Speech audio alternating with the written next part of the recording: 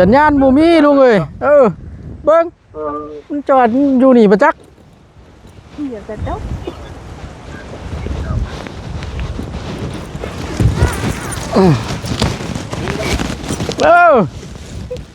เย้ได้ยินอยู่บ่อย่างงี้เคบ้านนี้เจ้าว่าข่อยอยู่ไสนี่ตักแล้วฟังเสียงคือต้นไม้ต้นต่อ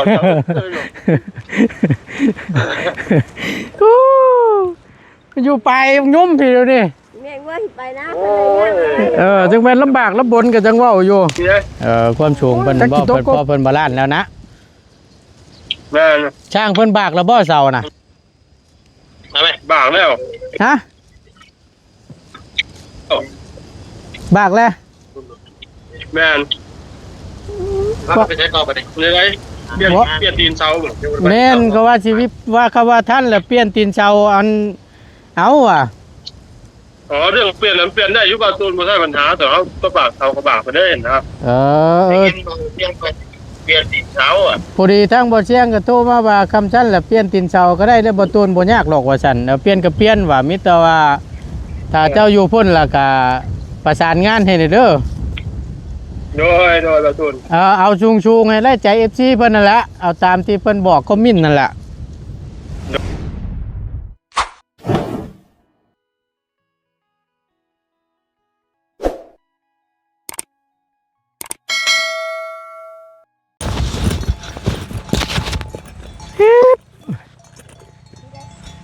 ไอ้ยามันดอกหิมกินรถเดี๋ยวได้จังใดเขาก็จะได้ตัดอยู่แล้วไปหากินพุ่นลงให้ลองพุ่นเด้อชูโอ้ยเบิ่งมีตลาดไปหน้ายันไปหน้าเพิ่นตอนนั้นไข่ยะตัวเขาตัดบ้านมันหันลงบ่ลงแล้วตัวนั้นตัดแล้วแล้วบ่ตอนนั้นน่ะบ่นั้นให้กินแต่ตัวที่ยังบ่ทันตัดนี่แหละ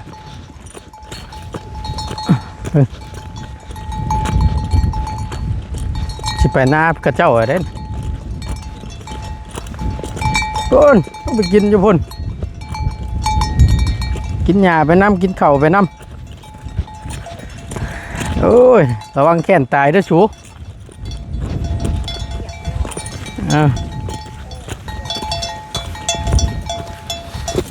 พ่อเอาลูกไปกินให้ใหญ่พ่อไปเฮ้ยเหยียบมันยังน่ะ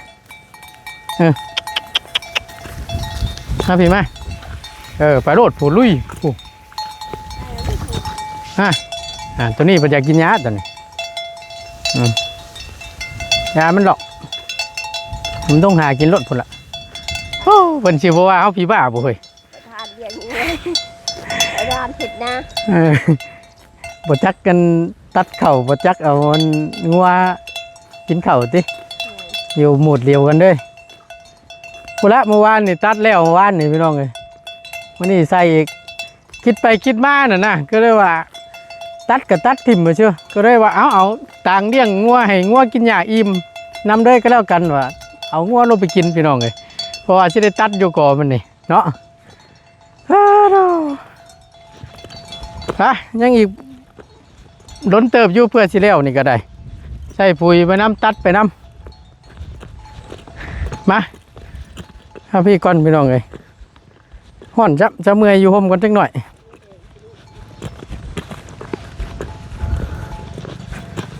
โอ้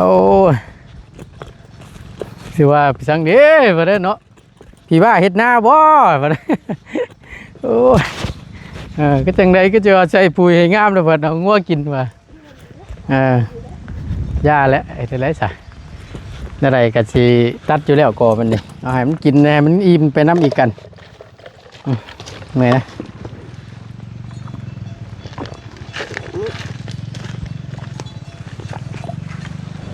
โอ้ยเมื่อยพี่น้องเลย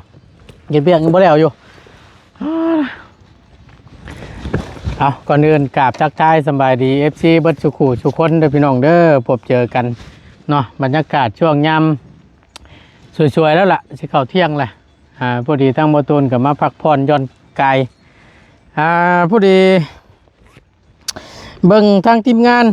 นะพี่น้องเนาะหรือว่าทาง บ่เสียงลุงหนวดเข้าไปเบิ่งทางสร้างเพิ่นมาดำเนินการเฮือนน้องป๊อปว่าซั่นเนาะก็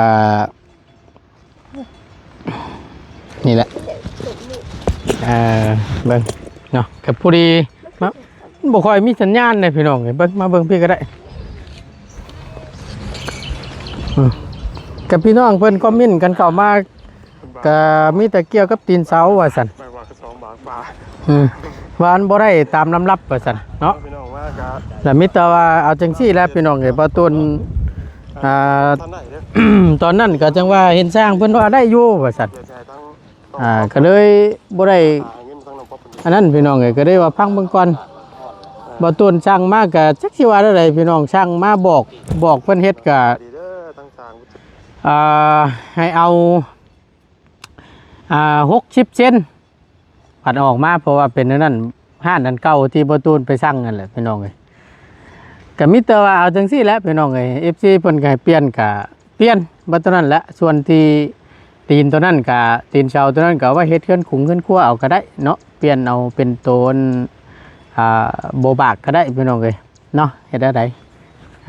เพราะว่างบน้ำบ่ตูนก็ยังเหลืออยู่ล้านนึงก็มีแต่ว่าเดี๋ยวบ่ตูนสิโทรประสานงานเบิ่งก่อนทางลุงหนวดผู้เพิ่นอยู่นำหั่นแหละพี่น้องผู้ที่ทางเบาเสียงก็โทรมาบ่ตูนเมื่อกี้นี่ว่าบ่เที่ยงบ่ได้อยู่ว่าซั่นไปบ้านหยังบุเข้าเป็นบ้านอีกหมู่บ้านหนึงเดี๋ยวบ่ตูนสิโทรถามเบิ่งก่อนเนาะสัญญาณก็บ่ค่อยมีเลยพี่น้องเนาะรถเน็ตก็บ่ว่ากันเนาะมีแต่ว่าเปลี่ยนบ่ยากดอกบ่ตูนสิเอางบนำบ่ตูนนี่แหละเบิ่งโทรถามลุงหนวดก่อน ที่แล้วเฮ็ดเวียกยังบ่ทันแล้วบ่ตูนก็ได้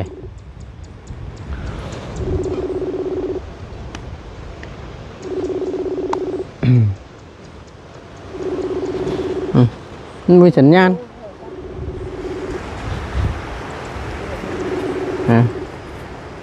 ลักกี้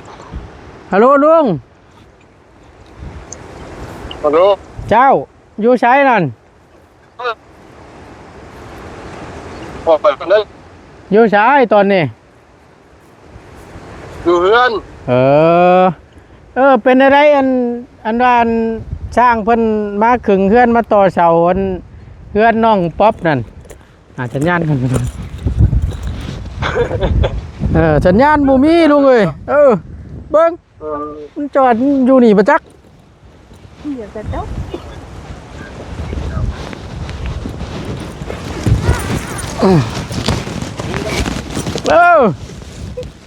เย้ได้ยินอยู่บ่ อย่างงี้ โอเคบัดนี้เจ้าว่าข่อยอยู่ไสนี่ ตักแล้วฟังเสียงคือต้นไม้ต้นต่อ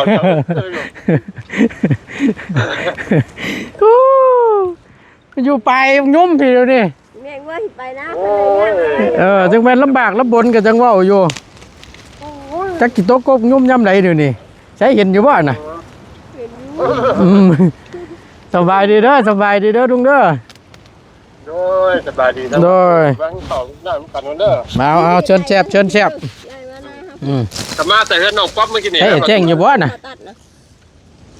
โอ้มันกับแนมเห็นแล้วมันสูง ชุดขามันขึ้นเนาะ ตายเบิ่งโอ้ยน้อใครได้ยินบ่ มันบ่ได้มันก็ติดโชว์แล้วก็ปิดไมค์อยู่นะ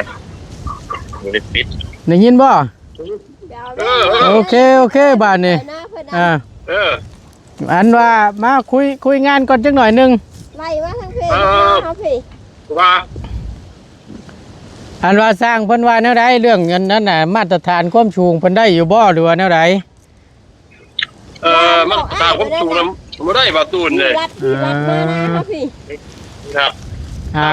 ทำเพื่อนน้องจะดีนะ ความสูงเพิ่นบ่เพิ่นพอเพิ่นบาลานซ์แล้วนะ แม่น ช่างเพิ่นบากแล้วบ่เสาน่ะ มาไหมบางแล้ว ฮะ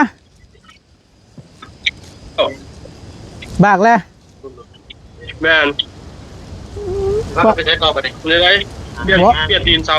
แม่นก็ว่าชีวิตว่าเขาว่าท่านแล้วเปลี่ยนตีนเสาอันเอาว่ะ อ๋อเรื่องเปลี่ยนนั้นเปลี่ยนได้อยู่บ่ตูนบ่ใช่ปัญหาแต่เขาก็ปากเขาก็บากไปได้นะครับ เออ เปลี่ยนเปลี่ยนติดเสาอ่ะ พอดีทั้งบ่เชียงก็โทรมาว่าคำชั้นแหละเปลี่ยนตีนเสาก็ได้แล้วบ่ตูนบ่ยากหรอกว่าซั่นเปลี่ยนก็เปลี่ยนว่ามีแต่ว่าถ้าเจ้าอยู่พุ่นล่ะก็ประสานงานให้เด้อ โดยบ่ตูน เอาชุงๆให้ได้ใจ FC เพิ่นนั่นแหละเอาตามที่เพิ่นบอกคอมเมนต์นั่นแหละ โดย เอาชุงมึงดูจักบาท เอาแบบ80เซน90เซนไปเลยเนาะ เอาแบบเอานั่นรถสวดเสาเท่าไหร่พออยู่เงินน้ำข่อยมีอยู่ล้านหนึงลุงเอ้ย อย่าให้มันลงให้ โอ้ต้องปล่อยก็มีอยู่ได้อยู่เนาะ กว่านั่นแหละกว่านั่นแหละเอาเงินน้ำเฮาก็ได้ เอ๊ะ หมดนั้นยังเหลืออยู่ล้านหนึงถามมึงเด้อว่าเสาตีนหนึงเท่าไหร่คำสมมุติว่า80เซน90เซนน่ะ เอา90ก็ต้อง90เซนเนาะเพื่อว่าคุบตัวฝังเนี่ย เอารถลุงเอ้ยจัดการรถกว่านั่นน่ะ เพราะว่าตอนนี้มันเราแท้ว่าวัดน่ะมันได้แต่เมตร65ความสูงรวมเรียบร้อยแล้วเนาะ มันก็เลยมันก็พิการคาดเคลื่อนหลายอยู่จากที่เขาวางแผนไว้นะ บอกเขาว่าเราบอกตะกี้กะเขาว่าบ่ได้ข่อยสิได้จัดการให้ตั้งแต่ตอนยังอยู่แล้ว ที่เอามากินหานะครับ แต่ว่าบ่ได้ว่าได้มีแต่ว่าพังเบิ่งว่าซั่นมันดดบ่ทันแล้ว ด้วยครับเรื่องตัวที่ว่ามาซ่ามาหลังนั้นได้อยู่เพียงแต่ว่าเอาไปทั้งแซมหลังก็ได้แบบว่าขอแต่ว่ายกขึ้นไปแล้วเอาตัวนี้ตั้งสำรองไว้ก่อนก็ได้นะของตัวที่หลังคล้ายๆแบบสร้างแหลกก็ได้นะ เพราะหากความเสี่ยงคือว่าหั่นแหละ มีแบบแม่นอะไร มีแต่ว่าเปลี่ยนเป็นตัวตั้งเลยก็ได้ลุงเอ้ยบ่ยากดอกเพราะว่าทั้งบ่เสี่ยงก็คุยกับพ่อยแล้วเมื่อกี้นี่ว่าเอาเป็นเปลี่ยนตัวตั้งก็ได้บ่ต้นว่าซั่น แม่นตัวที่ว่าเด็กทั้งสายกลางเพื่อให้ตัวไปอันนั้นก็ได้ครับพี่น้าขอจะเข้าไปทำมึงทางเพื่อนได้เป็นอย่างจะเพิ่มขึ้นมาสูงอีกเท่าไร80หรือว่า90นะเอานั้นเลิกได้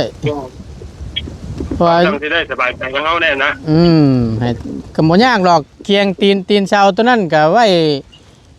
เฮ็ดเทือนครัวก็ได้หรือว่ามีเคสอื่นก็ไปช่วยเคสอื่นก็ได้บ่ยากดอกอันนั้นน่ะแม่นได้เบิดมันบ่ได้เสียหายดอกแม่นเทื่อเคสอื่นได้ถ้ามีเคสต่อไปเฮาก็ง่ายถ้าช่วยไปช่วยเหลือเคสครอบครัวใหม่นะเนาะแม่นเอานั่นแหละมันบ่เสียหายหรอกบ่ยากหรอกอันนั้นน่ะหรือว่าแล้วมันก็ยังใช้งานได้อยู่นะได้สิเป็นจังได๋มีแต่ว่าเอาตามนั่นแหละลุงเอ้ยฝากนำนี่เด้อฉันเด้อเฮ็ดเวียกยังบ่ทันแล้วอยู่โอ้มื้อใดขึ้นมาแหละก็ฟังเบิ่งเนี่ยตัดเข้าให้มันแล้วก่อนยังว่าน่ะยังบ่ทันแล้วอยู่ใช่ปุ๋ยแล้วก็ตัดเพิ่นนี่น่ะมันคือเรือนน้องนั่นนะอื่นไหนน้องเลี้ยงบ่แม่นก็พังเบิ่งนี่แหล้วกำมันทันก็สิขึ้นกำมันบ่ทันก็ย้อนหลังเอาอีกแล้วลุงเอ้ยเฮ็ดได้ไดยากเวียกเจ้าของนำแน่นมุ้ยผู้เฮ็ดก็สิว่านี่น่ะมันโดดเล่นใช้เล่นกลัวอยู่แม่นผู้เดียวเว้ยแย่คนหน่อยก็ยากก็ได้เฮ็ดเวียกเฮ็ดงานเนาะพี่น้องแม่นสิว่าได้ไดแต่ว่าเปลืองยามกินนะบัดยามกินจังมาแต่ไสติเอ้ยเล่นบ่ไรแล้วก็นั่งแค่นกระดูกปลาอยู่นะใช่ก็ว่าก็บ่ใช้ขึ้นแล้วบ่ว่าสิมาตัดเข้าซอยอยู่กะหน้าตัวเองยังไปตัดอยู่นี่ตายคือตอนนั้นคือจังว่าเผาไม่เฒ่าอยู่นึงขึ้นแหละเยอะหมู่ว่าบ่ลงมาเนาะขึ้นแล้วขึ้นแล้วหมู่เลยลงไปเนาะก็ว่าก็บ่เนาะโอ้ยขึ้นไปแล้วจังมื้อแหละ2มื้อนี่แหละงานคือเผาขึ้นแท้ไม่เฒ่าเช้าแล้วบ่คล้ายๆแน่เด้อเพิ่นกินข้าวกินหยังแน่ได้ล่ะคือบ่อยู่ตัดข้าวก่อนฉัน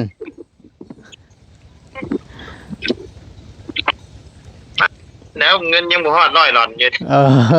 อโอ้ยเนาะเมื่อยน้ำดี ยังเอาอยู่ท่าฉันมิแต่ว่าเฮ็ดเวียกเฮ็ดงานแล้วก่อนพุ่นละสิขึ้นไปน้ำหลังยินดีน้ำเพิ่นน้ำหลังหันแล้วขึ้นบ่ทันก็ได้ โดย เอาจังใดก็ฝากให้เด้อลุงเด้อ เดี๋ยวจะเข้าไปจัดการในดอกเนาะตามรายละเอียดต่างๆอีกทีนึงเพื่อความชัวร์หมดมันมีการคาดเคลื่อนอีกนะ บ่ยากมิแต่ว่าตัวนั้นก็เอาไว้เฮ็ดแนวอื่นไว้ช่วยเคสอื่นคำมันบ่พอก็โทรว่ามันข่อยก็ได้เลิกงบน้ำน้องของน้องเพิ่นยังเหลืออยู่ล้านนึง อ๋อ หน่อย หน่อยพ่อบอกความผล2 ล้านปลายเนี่ย โอเคไม่แต่ผักแน่ ด้วย เอาตามนั่นแหละลุงเอ้ย โดยสบายดีเด้อข่าวกันเด้อ โดยสบายดี โดยสบายดีสบายดีเด้อสบายดีเด้อ โดย กินข้าว เจ้าเชิญแซ่บเพื่อนในเด้อทางนี้ยังเพิ่นกินอยู่ โดยไปก่อนจะทำให้มาจูดบ่แม่น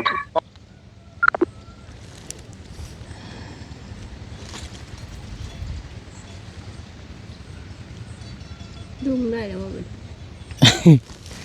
อะไรแล้วมันโทรได้เด้มันมีสัญญาณพี่น้องเอ้ยจักสิว่าเองดีอยู่นี่ได้พระจันทร์นี่ปลายนิ้วอยู่เบิ่งคักแล้วบ่ตูนว่ะก็โพดโพสัญญาณเนี่ยโอ้ยจักสิว่าแนวใด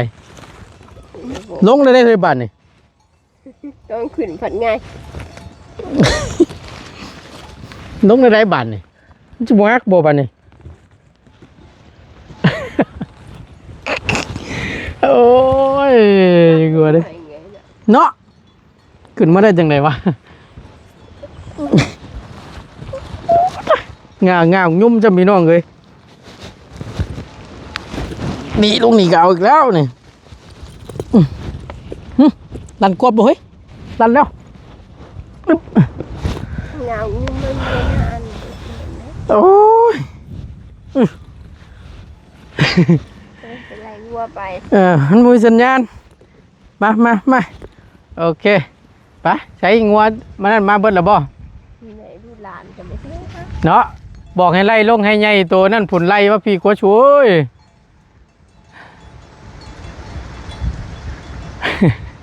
พี่ว่าได้พี่น้องไงไล่ต้อมมาพี่มันมากินใหญ่ๆพี่ก็ได้บ่ยากดอก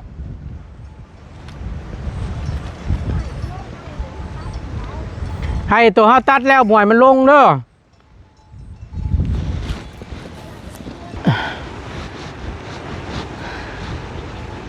เพื่อสิแล้วพี่น้องเอ้ยโอ้ตัดนี่ก็บ่มันง่าย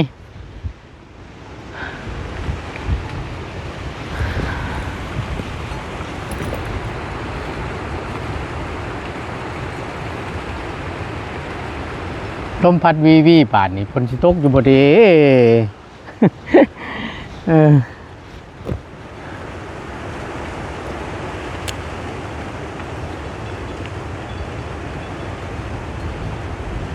มีแต่ตามนั่นแหละพี่น้องเลยเนาะก็มีแต่ว่าให้ทางทีมงานดำเนินการถ่าทั้งประตูนั่นแหละเนาะ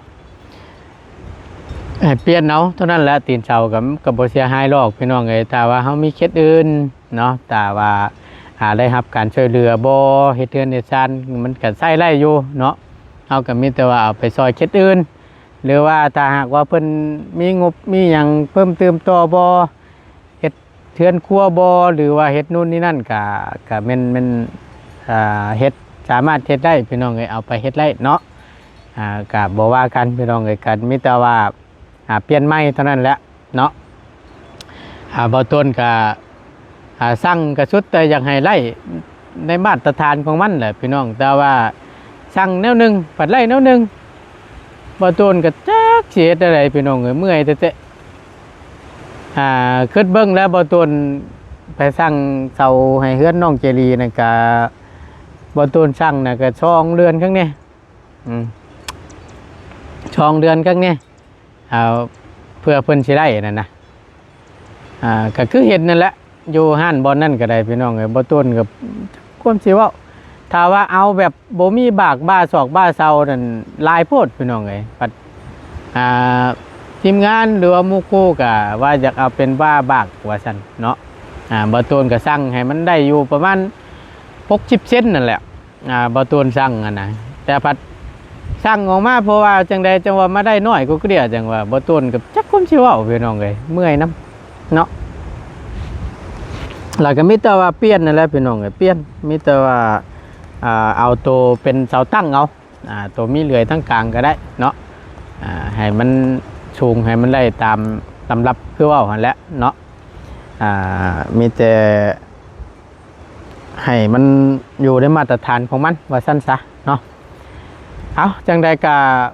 เดี๋ยวเบิ่งชมน้ำกันอีกข้อนึงเนาะพี่น้องเนาะขอบคุณหลายๆทั้งบ่ตูนก็ได้ที่คอยเป็นกำลังใจและติดตามรับชมคลิปโดยโปรแกรมโฆษณาเนาะสิ่งที่สำคัญขอบคุณหลายๆเนาะขอโทษขออภัยหลายๆที่ทั้งบ่ตูนบ่ได้ขึ้นไปเบิ่งน้ำเนาะฮะบ่อันมันมีตัวน้ำมันเครื่องใส่ต่างหากอยู่ตัวนั้นใส่เฉพาะน้ำมันตัวนั้นด้วยต่างหากตัวนั้นนะเป็นน้ำมันจักรตัวนั้นระบบไม่ได้ตัวน่ะ4 จังหวะไปเดี๋ยวว่าต้นเฮ็ดเปียกเฮ็ดงานให้มันแล้วมันทั่วก่อนพี่น้องเอ้ยเรื่องขึ้นเฮือนน้องใจดีหรือว่าน้องเฮือนน้องเลี้ยงเนาะก็ว่ามันทั่วมันทันก็สิขึ้นแหละแต่มันบ่ทั่วบ่ทันก็บ่เป็นหยังมีแต่ว่าเฮาสิขึ้นไปย้อนหลังเอาบ่เท่านั้นล่ะพี่น้องเนาะขอบคุณหลายๆอยู่ดีมีแห้งโชคมันร่ำรวยเด้อพี่น้องเด้อสำหรับคลิปนี้บ่ทนลาแล้วพบเจอกันคลิปหน้าสบายดีเด้อพี่น้องไปโอ้ยฮ้อนก็ฮ้อนพี่น้องเลย